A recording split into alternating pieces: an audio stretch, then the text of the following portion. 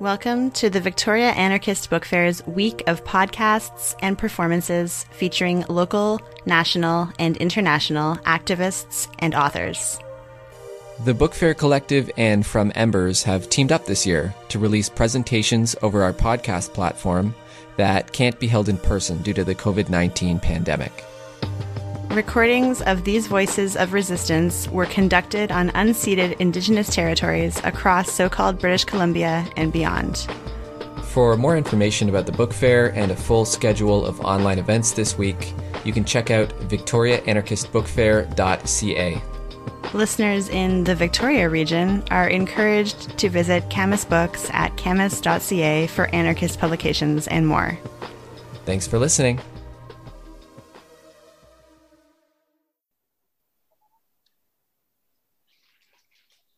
The Victoria Anarchist Book Fair Collective would like to acknowledge the interview you are about to hear with Molly Wickham, Sleydo of the Gidimt'en Clan of the Wickham, a simultaneously occurring on unceded West Canada territory in so-called Victoria, BC, and on unceded Wickham land. Thank you for attending this special podcast featuring an interview with Molly Wickham. Molly Wickham is a warrior who is heavily involved with the Wickham sovereignty movement. My name is Nathan Mott, and I am privileged to have this opportunity to ask Molly Wickham about her role in the community and within the sovereignty movement. She has devoted her life to defending and protecting her land from Canadian invaders. Molly, thank you for joining me today. Earlier in 2020, Wickham resistance was involved in direct action to defend the territory. The rest of the country set up blockades in solidarity. More to the point, the blockades were a call for the RCMP to leave the territory. Is there an update on the current situation in the Wickham territory?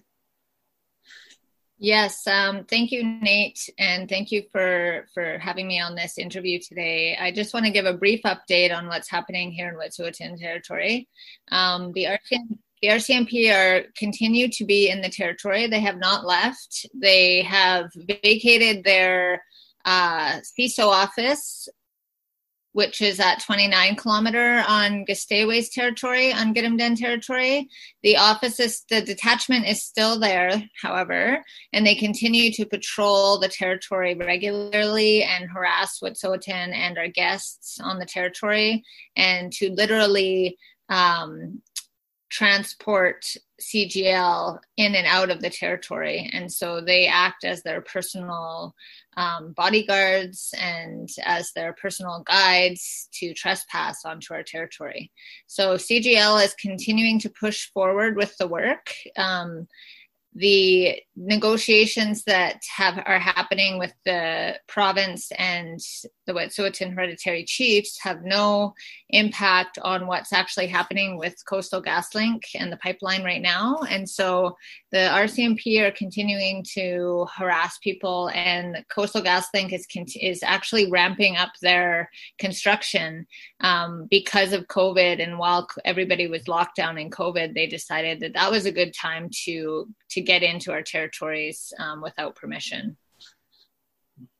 John Horton declared Coastal GasLink workers essential workers, correct?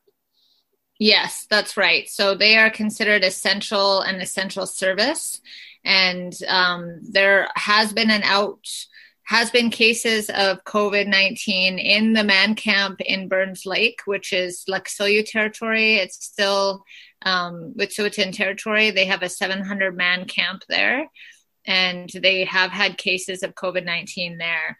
Also, the RCMP that are patrolling our territory and trespassing are coming from all over the Lower Mainland, all over other parts of so-called BC, and they aren't taking any precautions. They're not wearing masks while they're driving around in vehicles together. They're not wearing masks or gloves when they stop our people and demand to see licenses and registration and those types of things, or giving out tickets. So none of them are taking any precautions. You see them all driving around with one another, and they're staying in our hotels, staying in our community, going out and eating at restaurants where our people go, you know, and putting everybody at risk. Even though you said that the negotiation can have no impact on Coastal GasLink work on your territory. Can you please tell us, if you can, what the status of the negotiations are? Yeah, so basically after the MOU was signed between the province, the federal government, and the Wet'suwet'en hereditary chiefs, COVID happened. And so there wasn't the ability to get together as clans to discuss some of the issues that were up for discussion. So the MOU was supposed to begin discussions on how we're going to implement title over 22,000 square kilometers of our territory, which is the whole territory. And so far, nothing significant has come out of that. We've had challenges with COVID-19 in doing, you know, having our traditional decision-making processes in place. And they haven't slowed down with RCMP harassment. They haven't slowed down with the Coastal GasLink work. And so really the negotiations between the government and the hereditary chiefs is a bit of a separate issue than what we're dealing with on the ground. Okay. And at any time, did the RCMP verbally or through the written word, did they ever commit to leaving your territory, or was that not something they ever brought up? Yes, they did commit to leaving the territory, and they haven't done so yet. They have, they took some of their workers out of the CISO office, so they weren't there 24/7. But that's about it. They continue to stop in there. They continue to use the detachment. They're just not staying there anymore all the time. And but they continue. They've actually ramped up surveillance in our territory. So they have more RCMP there now than they have in the past, and other than when the raids were happening. So they're actually increasing their numbers again. And I think that's because there's more Coastal GasLink activity happening in other parts of the territory. So Coastal GasLink now has 3 different private security firms, as in addition to the RCMP, patrolling around and escorting them through the territories. That is very unfortunate, Molly. On January 7th, 2019, and again on February 6th, 2020, Canadian forces invaded Wet'suwet'en territory with the goal of removing the gate from the entranceway into the territory in order to facilitate work by Coastal GasLink on unceded land. Can you speak about the 2 invasions from a perspective of a Wet'suwet'en woman who personally endured the trespass of her home? Yes, I can't describe those events as anything less than the term genocide. When we think about genocide, we think about all of the things that, that indicate that genocide is happening, and that's removal of Indigenous people from their own territories, forcibly entering, violently entering, threatening people with death, to move off of their territories. And so all of those things are part of the genocide that the Canadian state is inflicting on Indigenous people, and specifically Wet'suwet'en.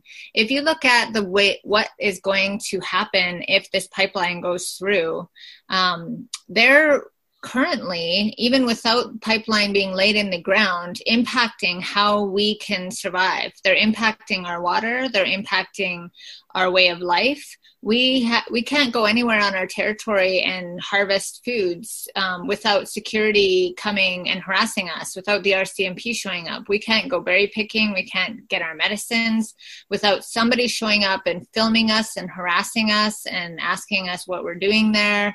We haven't been able to build our homes on our territories without being constantly surveilled. And then you look at what would actually happen if this pipeline went through, and the environmental devastation of how that would impact us. And that's taking away all of our food security. That's taking away our way of life. That's committing genocide on so many different levels. And so when the RCMP come in and raid, and the militarized police come in with guns pointing at us and arresting us and throwing us in jail, those are all acts of genocide to me. And it's, we have experienced so much violence by the colonial state, by colonizers, by the people that first came to our territories.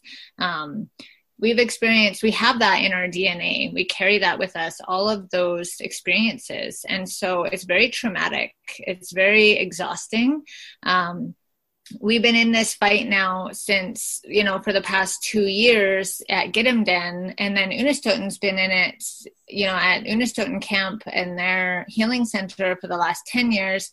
But this goes back since first contact that we've been fighting this, and it just looks a little bit different. But now we're kind of coming full circle again, where it's, they're using the exact same tactics. Like, they're using guns against us to remove us from our land.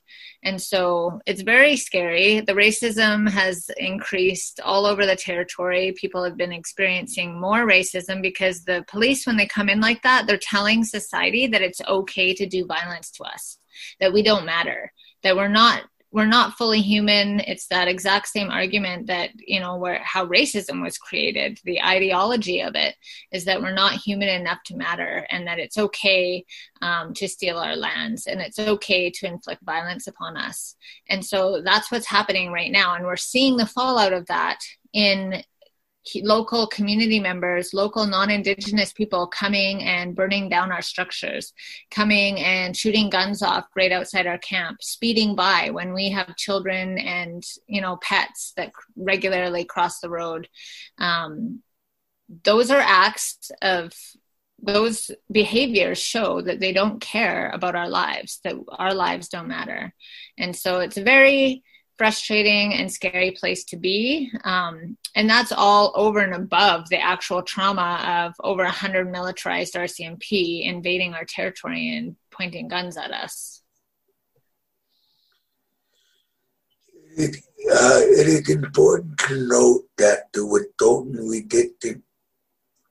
didn't happen recently. It had been going on for decades.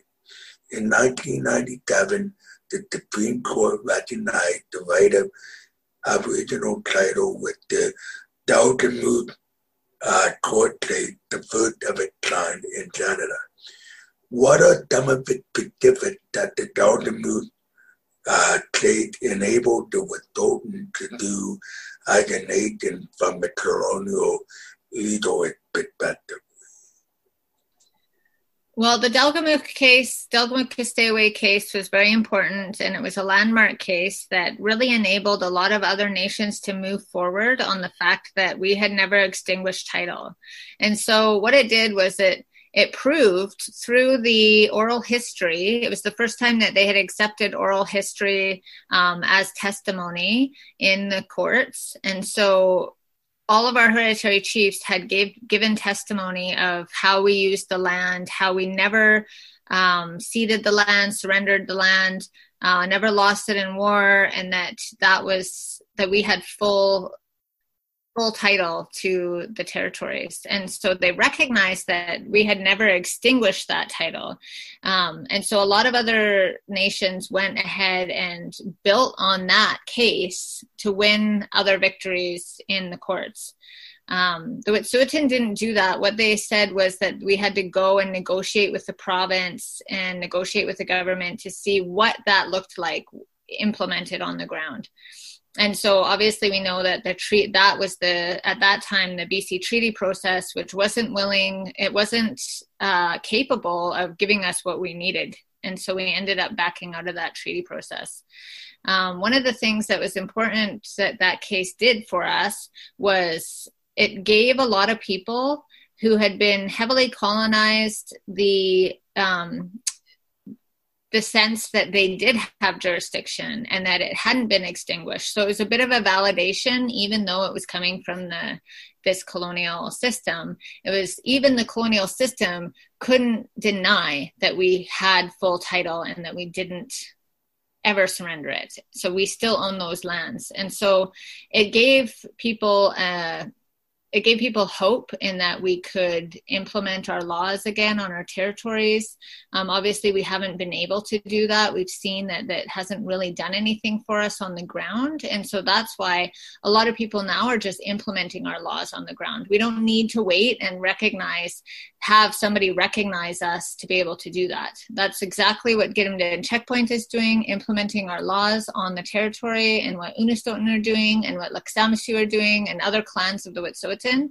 We're just implementing and living our laws. That's what we're doing, and we're not waiting around for anybody to tell us that we're allowed to do that. I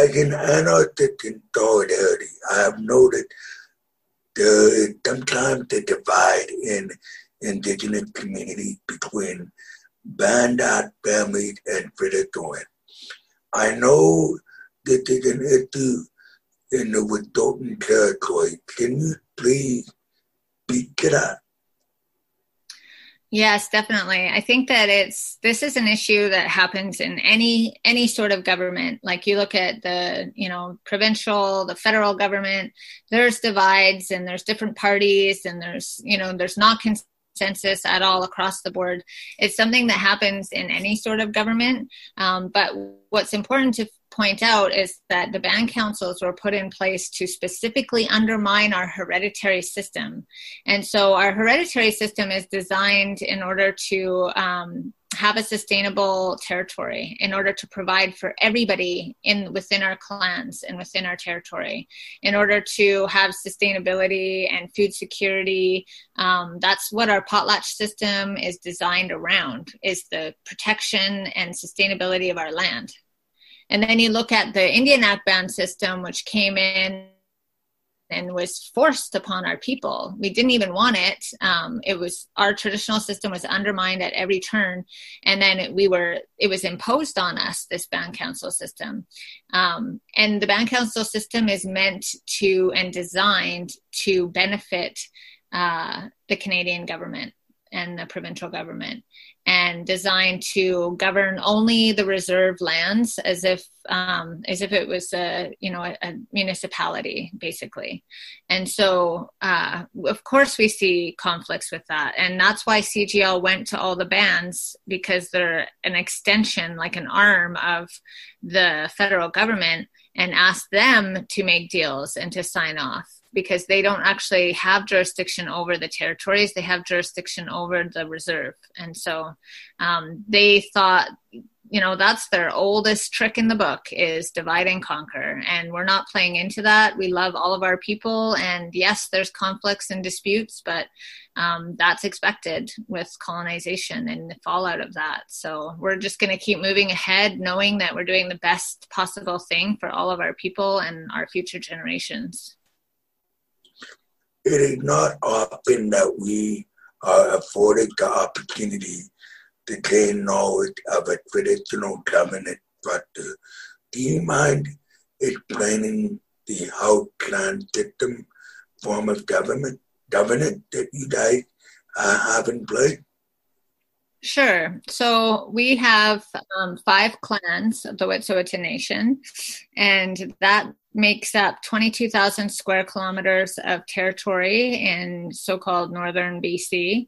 And within each clan, we have different house groups, and those house groups are like family groups.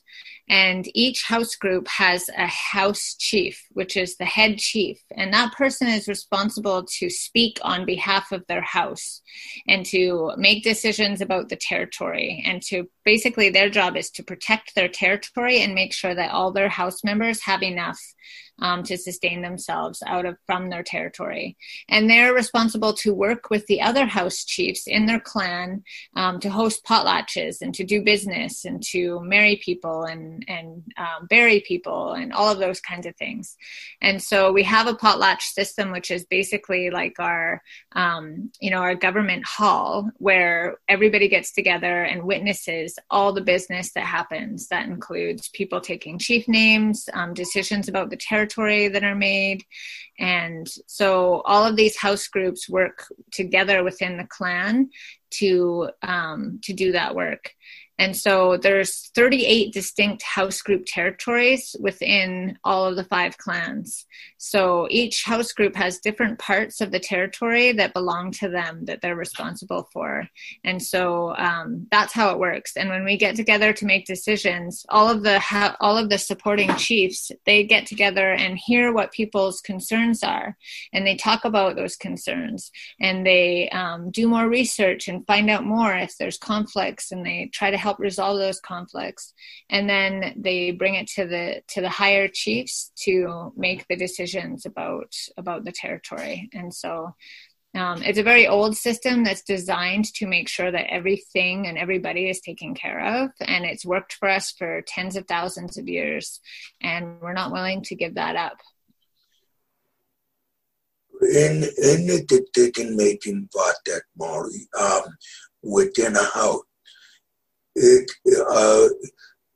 do discussions happen, and then the house chief takes that to the higher chief and acting on the information, or is the information approved through consensus first from the house, and then the house chief takes it to the larger chief of the clan? Like how did that work? Does the house reach consensus on the information before the house chief goes before the other chief? Well, each house is a bit of an autonomous structure. And so if a house makes a decision about their territory, as long as it's not impacting other house groups and other clans, they have the full right to make a decision on their own in their house territory. And so it is correct what you were saying about, people come and they give information, and then the supporting chiefs, they help the house chief to make the decision. But ultimately, the house chief has to make a decision that's consistent with our law. And so, for example, you can't have a house who all agree that it's okay to destroy a significant part of their territory, because that goes against our laws. And so that's the house chief's job, is to ensure that the decisions are consistent with our laws, and they're looking ahead, generations and generations ahead, and they're looking back at all of the decisions that their ancestors had made and the teachings that their ancestors have given them in order to make those decisions. But ultimately, if there's an emergency and something's happening on a territory, it's up to that house chief to make the decisions, even if he or she has to make them themselves and then discuss it with the house later. It's ultimately up to them to make sure that it gets protected. Okay, that sounds great. Thank you for that. What are your plans going forward? Well, we've had a really busy summer, and we have 3 portable trapping cabins that we're trying to complete. We have one that's complete currently, one that was actually built in Victoria, and that's going to be heading up to the territory soon, and then one in the territory that we're attempting to complete in the fall work camp. And so we have a work camp that's coming up here so that we can get ready for the winter and see what's happening on the territory. So we just put a call out for people to come up to the territories to help us with that, to do firewood, to do physical labor, for cooks, for carpenters to help finish the infrastructure out on the territory, gearing up for what's coming up this winter. We also have put out a food drive request for anyone who's harvesting gardens and might have extra produce or extra preserved foods to get those all collected in Victoria or in Cobble Hill before September 20th. And so those are some of the things that are happening, but also in terms of Coastal GasLink, we have some significant work that's ahead of us. So up until now, Coastal GasLink hasn't been doing work on Gidimt'en territory. And now they're about to attempt to begin construction on our territory. And one of the first things that they're going to do is to start clearing the right-of-way in our territory. They also are planning to drill under the river to do some geotechnical drilling underneath Wickham, which is our sacred headwaters where our salmon spawn and the last clean drinking water that we have. One of the things is when they drill under the river, it disrupts the groundwater, the under the ground water. And so that impacts the salmon that are spawning because they don't know in which direction the water's flowing. And that water comes up through the gravel and helps regulate the temperature for the salmon spawning eggs. And so any disruption to that groundwater is going to impact our already suffering, almost extinct salmon spawning habitat. And so it's very important to us that we protect that. This is coming up very soon on September 15th. I'm not sure when this is going to air, but it's very important that we have support when that happens and that we have support in the territory to finish up some of the work that we've been doing. Maury, good to follow up on that. We are doing live September 14th. So it'll be available to the wider public in a matter of a few days. Okay, great.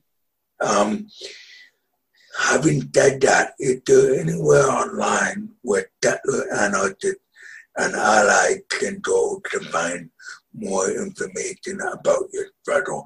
And the second part of that is there anything that we can do besides spread the word about your struggle up there? Yeah, so we have a website. It's called yentaaccess.com. And that's where people can go to check out what's going on. There's a call out that's on the website, the application form on the website to come to camp.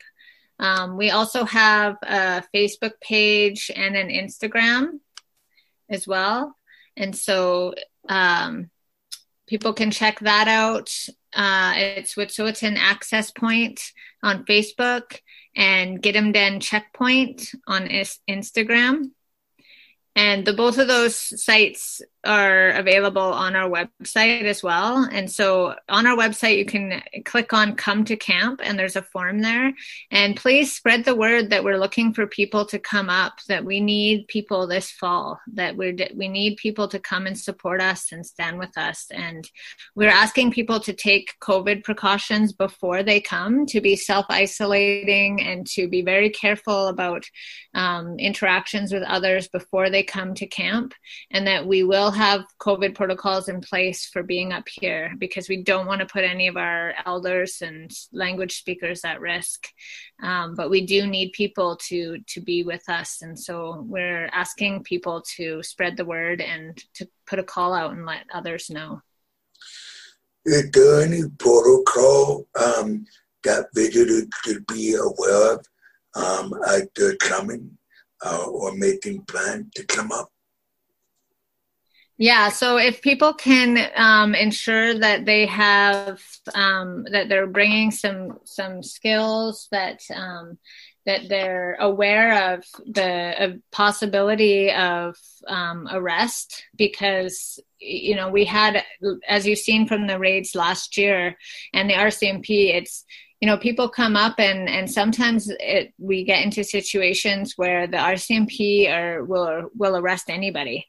You don't have to be doing anything. None of the arrests in the raids actually resulted in any charges being laid. So they're just basically scooping people to get them off of the territory and doing that. So we want people to be aware of what kind of situation that they're getting themselves into, but also that we have these COVID protocols, and if you contact us through the website or our email at yintoaccess.com or at gmail.com, then we can explain what the COVID protocols are around coming up. Okay, thank you very much for your time, Molly. The Victoria Anarchist Book Fair Collective really appreciate the knowledge that you were able to share today. And we hope that we can do the best we can to support your struggle going forward. Well, I really appreciate and really want to extend my gratitude for all of the work that you've done to support us. I know that we have such a huge support network in Victoria and on Saanich territories, and we're just so grateful for that. It's one of my favorite places to go and to, meet with the supporters and all the people, our allies that are doing so much work for us. And I just want you to know that we see that. We really appreciate it, and we can appreciate your continued support. It's our pleasure, and we really value being in solidarity and doing this struggle, not for you guys, but right beside you. So we're more than happy to continue that work. That's so great. Thank you so much. Thank you for having me on the show and for spreading the word, and hope to hear from you guys soon. Okay, you bet. Thank you very much. Okay. Awatsa. From Embers is a show produced about anarchist ideas and practice across so-called Canada. Every week we spend about an hour going in-depth about ideas, histories, and ongoing struggles that we think are important. We're a part of the Channel Zero Anarchist Podcast Network. You can check it all out at fromembers.libsyn.com.